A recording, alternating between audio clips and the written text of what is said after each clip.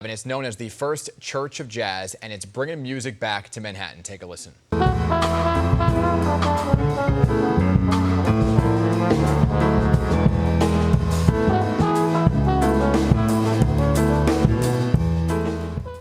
just love good smooth jazz. It really calms you down. St. Peter's Lutheran Church, located on Lexington Ave and 53rd Street, right by the 6 train.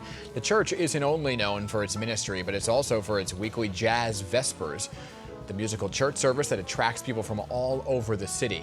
However, of course, the COVID crisis, like so many things, having a devastating effect on its congregation. Joining us this morning is Bishop Paul Egensteiner and Christopher Vergara, who run the church advocacy task force. Good morning to you both. How you both doing? We're doing well, Good. thank you. Good morning. Glad to hear it. So, Bishop, let's begin with you. St. Peter has served such a large immigrant community. I live right near it. So what kind of toll has COVID taken on the members of your church? Well, as you know, at the beginning of the pandemic, St. Peter's congregation took a really serious hit, especially among the Latinx members of the community.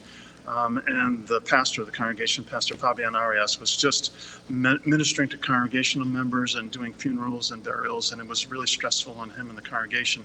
Thanks be to God, that has calmed down a great deal now, and the level of illness and death in the congregation has really decreased, and we're really grateful for that. You know, Chris, immigrant communities were hardest hit by this pandemic. We've said it time and time again. So what kind of services have you actually been providing to help out? So our advocacy task force has been working really hard to provide protective equipment, personal protective equipment to all of our essential workers, especially those in this congregation, masks and gloves. We have quite a number of feeding programs around the city to address the needs of people who have limited income because of the pandemic. We're also providing counseling, and we're also providing financial resources for when the burials do come and the families can't afford to do that. So is there a plan? Because a lot of people, they just need that in-person service, right? So is there a plan to return to in-person service? Have you already begun? Not at this time. We feel that it's with the number of deaths that we've experienced in our congregation, which is over 60 now. Oh my gosh. It would be irresponsible to start in-person service. So we continue to provide online worship opportunities, fellowship opportunities on all our platforms on Facebook as best we can to continue the community together and to continue doing the work of the church. 60 members of your congregation lost their lives to COVID-19. So how have you as a community been able to be there for one another? Because things just look and feel so different, right? Right. So for us, it's our worship time. So coming together on our, 3 liturgies on Sunday to worship has been important. Finding opportunities throughout the week to come together for Bible study, for shared meals over Zoom, but then also in service of our neighbor, which is an important part of the work of the church in general, and banding together to provide that mutual aid, not only for members of our community, but members outside of our community who find themselves in need.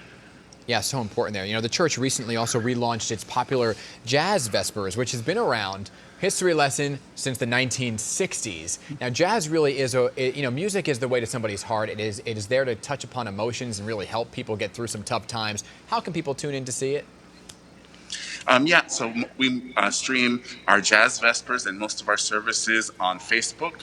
So if you tune in on Sundays, you'll be able to see the services there. So I understand, both of you, thank you. I know you have some musicians on standby to give us a little taste of the Jazz Vespers. So are they near you? Yes, so we have with us our director of music for jazz, Ike Sturm, and singer Catherine Russell, who are here ready to share their gifts with all of us. Okay, looking forward to it.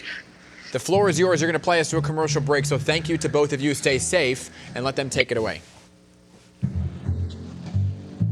Say it's only a paper sailing over a cardboard sea, but it wouldn't be make-believe if you believe me. Yes, it's only a canvas sky hanging over my sleeve, but it wouldn't be make-believe if you believe.